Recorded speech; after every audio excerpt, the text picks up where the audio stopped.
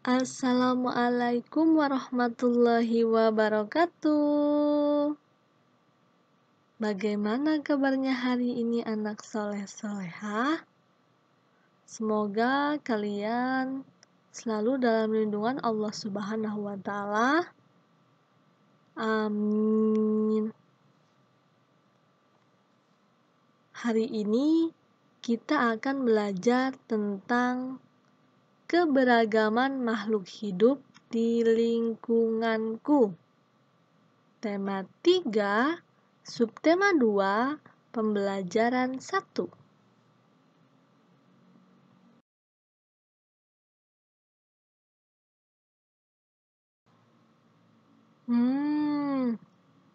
Jangan lupa ya, sebelum belajar harus berdoa terlebih dahulu.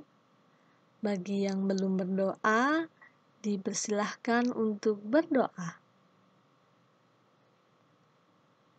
Mari mencari tahu. Coba buka LKS-nya halaman 26. Tema 3. Tumbuhan merupakan sumber daya alam yang perlu dijaga keseimbangan dan kelestariannya. Jika tidak dijaga, maka tumbuh-tumbuhan tersebut akan menjadi langka dan punah. Salah satunya terjadi pada tumbuhan cendana.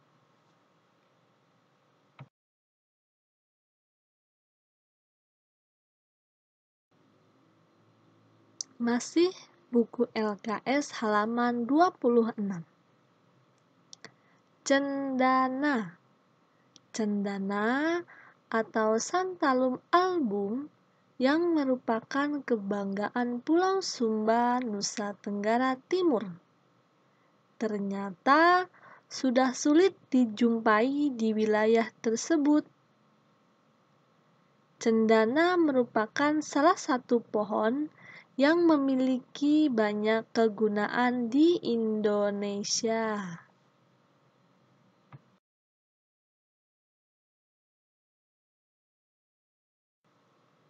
Kayu cendana dapat dijadikan sebagai bahan pembuatan dupa, parfum, aromaterapi, rempah-rempah, hingga sangkur keris atau warangka dan kerajinan.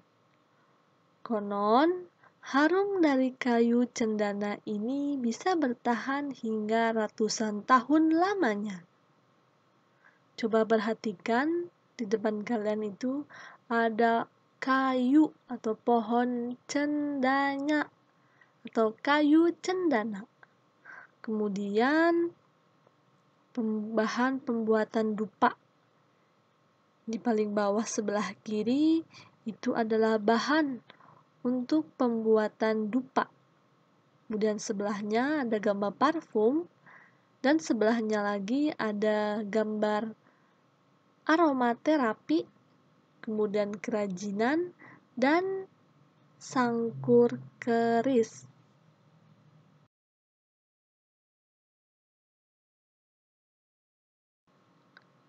Masih di halaman 26 ya.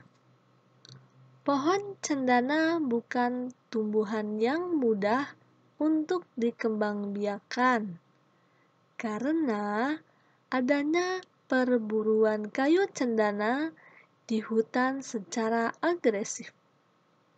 Namun, penanaman pohon cendana sangat sedikit, sehingga terjadi ketidakseimbangan antara kebutuhan dan ketersediaan.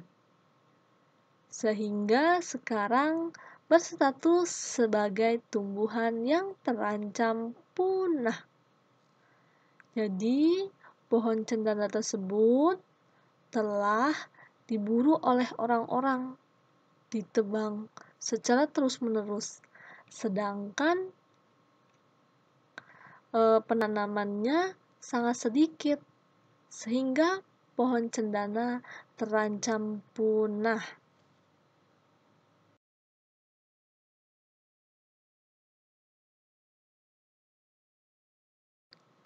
Sekarang beralih ke halaman 27. Tanaman ini tumbuh optimal di dataran rendah hingga 1.500 meter di atas permukaan laut.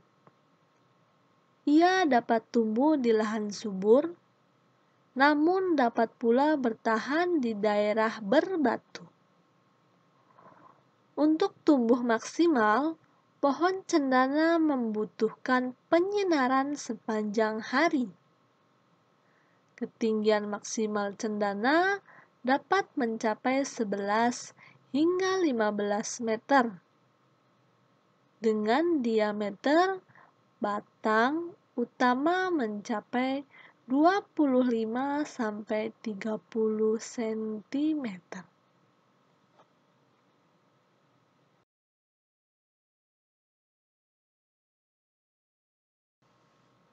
Batang pohon cendana berbentuk bulat. Kulit batang berwarna coklat abu-abu untuk cendana putih dan coklat merah untuk cendana merah.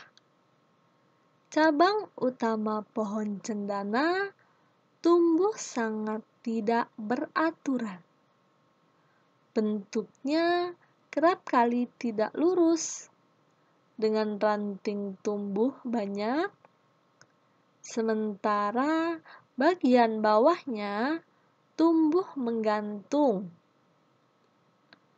Daun pohon cendana adalah posisinya yang saling berhadap-hadapan dengan bentuk elips hingga oval.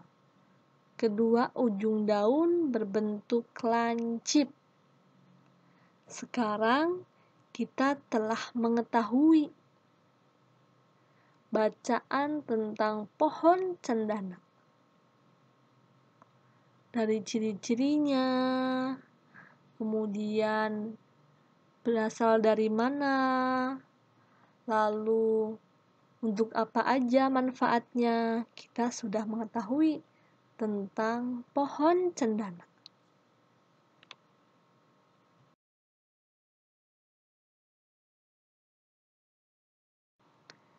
Mari kita belajar tentang daur hidup.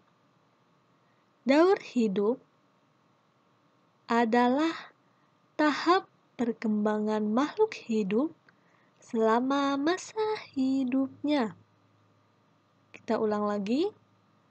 Daur hidup adalah tahap perkembangan makhluk hidup selama masa hidupnya.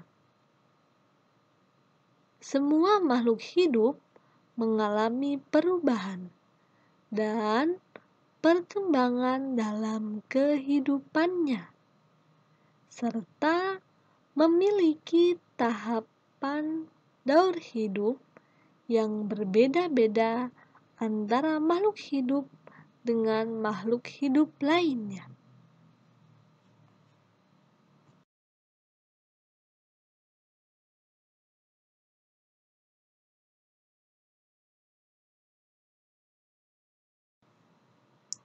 Ayo buka LKS-nya halaman 28.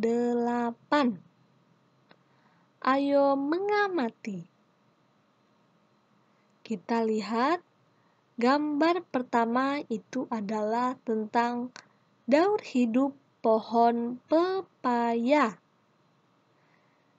Dimulai dari biji, kemudian pohon pepaya muda, kemudian pohon pepaya dewasa, lalu ia berbunga, kemudian berbuah, lalu ada bijinya kembali, berputar terus-menerus. Itu adalah daur hidup pohon pepaya. Kemudian lihat pada gambar yang kedua, yaitu tentang daur hidup pohon singkong. Pohon singkong itu yang pertama adalah batangnya dipotong, kemudian ditanam, lalu bertunas. Kemudian menjadi pohon singkong dewasa. Begitupun seterusnya. Itu adalah tentang daur hidup pohon singkong. Kemudian gambar nomor 3 itu adalah daur hidup pohon bambu. Yang pertama adalah tunas bambu. Tunas bambu kemudian menjadi pohon bambu muda, lalu menjadi pohon bambu tua, kemudian nanti akan tumbuh tunas kembali. Begitupun seterusnya. Itu adalah daur hidup pohon bambu. Kemudian gambar yang keempat, perhatikan, itu adalah ada daur hidup ayam. Ayam ada telur, kemudian menetas menjadi ayam kecil, lalu ayam tersebut menjadi ayam dewasa atau ayam besar. Kemudian dia akan bertelur kembali. Begitu seterusnya. Itu adalah daur hidup ayam. Lalu yang kelima, perhatikan gambarnya di buku. Itu ada hewan kelinci. Hewan kelinci, kelinci dewasa melahirkan kelinci kecil, kemudian kelinci kecil berubah menjadi kelinci muda, lalu kelinci muda menjadi kelinci dewasa atau kelinci besar. Kemudian lalu melahirkan lagi kelinci yang kecil. Begitupun seterusnya. Itu adalah tentang daur hidup tumbuhan dan hewan. Kalian tahu kan perbedaannya gimana?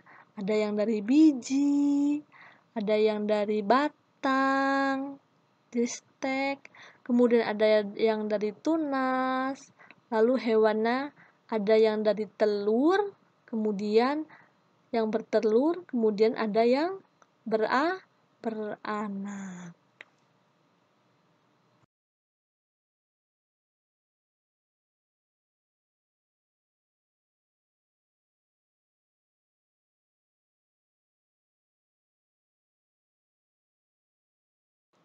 Yang selanjutnya, gambar nomor 6.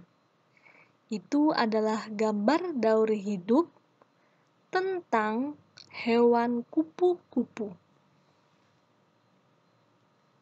Dari telur, kemudian ulat, lalu menjadi kepompong, dan berubah menjadi kupu-kupu. Itu adalah proses daur hidup kupu-kupu. Kemudian kalian perhatikan halaman 29. Yang nomor 7 itu adalah daur hidup lebah. Dari telur, kemudian menjadi ulat, lalu menjadi kepompong, dan kemudian menjadi lebah. Berputar terus-menerus hingga mereka mempunyai generasi ke generasi. Itu adalah daur hidup lebah.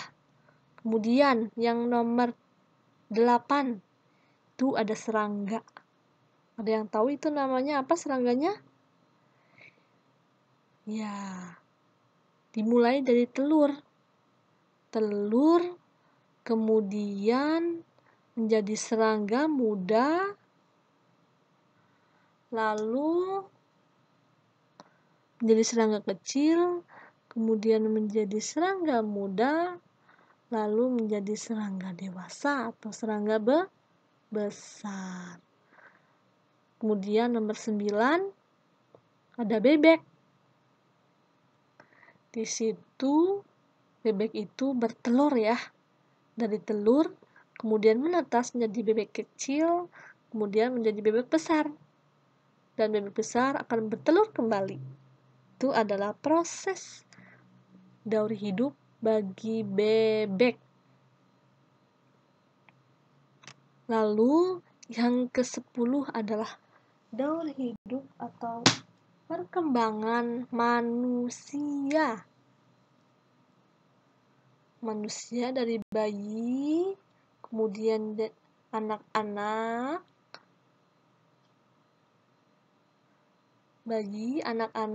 kemudian remaja, dewasa, lalu menikah, kemudian mempunyai anak, dan begitu pun seterusnya. Itu adalah perkembangan manusia. Jadi, yang kita pelajari barusan adalah tentang daur hidup. Tentang daur hidup tumbuhan, hewan, dan perkembangan pada manusia.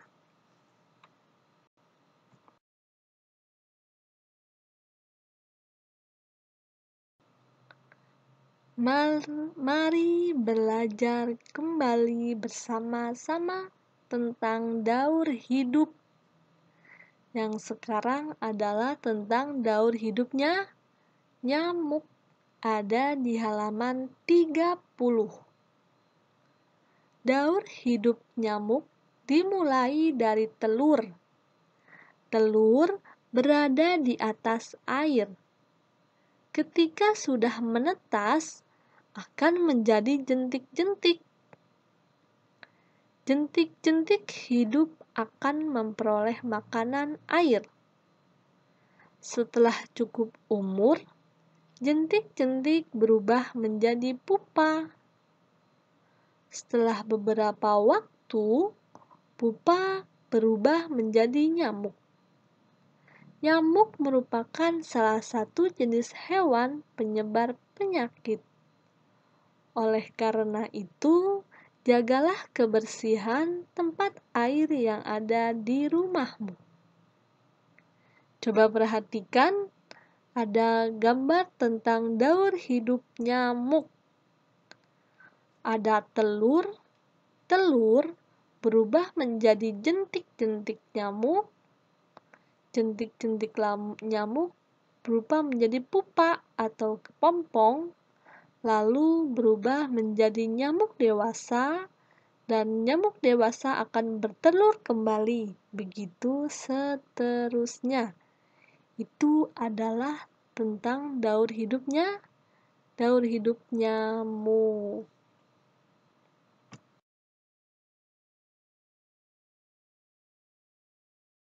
Selanjutnya, kita ke daur hidup kupu-kupu. Kupu-kupu termasuk dalam kelompok serangga. Kupu-kupu biasanya memiliki warna yang indah cemerlang. Kupu-kupu tidak berbahaya bagi manusia. Daur hidup kupu-kupu bermula dari telur yang melekat di daun, kemudian matang dan menetas setelah 5 sampai dengan 10 hari dan menjadi larva atau ulat. Setelah 2 minggu, larva atau ulat membentuk kepompong yang bergantung di ranting atau di daun selama 2 sampai dengan 3 minggu. Setelah beberapa waktu, kupu-kupu dewasa keluar dari kepompong. Kupu-kupu dikenal sebagai serangga penyerbuk tanaman yang membantu bunga-bunga berkembang menjadi buah. Bagi petani dan orang pada umumnya, kupu-kupu ini sangat bermanfaat untuk membantu penyerbukan tanaman. Jadi, kupu-kupu itu ternyata membantu bunga-bunga berkembang untuk menjadi buah,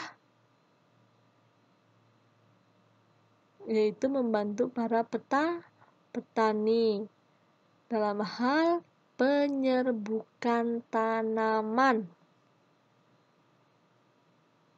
Daur hidup kupu-kupu yaitu telur, ulat, kepompong, kemudian menjadi kupu-kupu.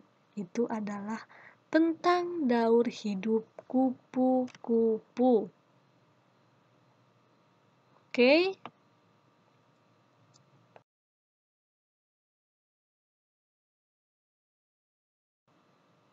Setelah kita mencari tahu, kemudian mengamati gambar-gambar, dan belajar tentang daur hidup, saatnya kita latihan. Ayo berlatih. Latihan 1.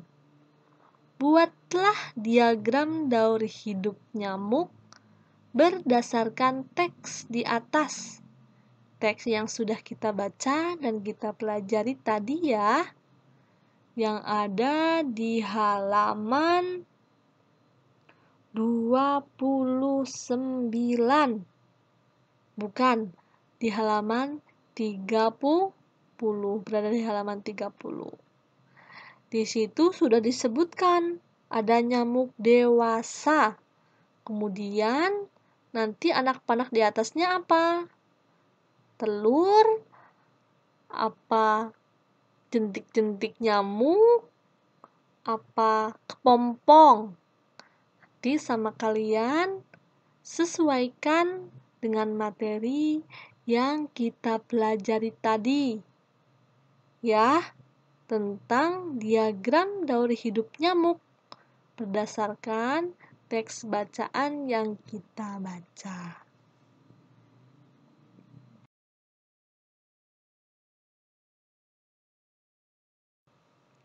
Setelah kalian selesai mengerjakan latihannya, jangan lupa foto hasilnya, kemudian segera kirim ke gurumu. Sekian untuk hari ini. Terima kasih. Wassalamualaikum warahmatullahi wabarakatuh.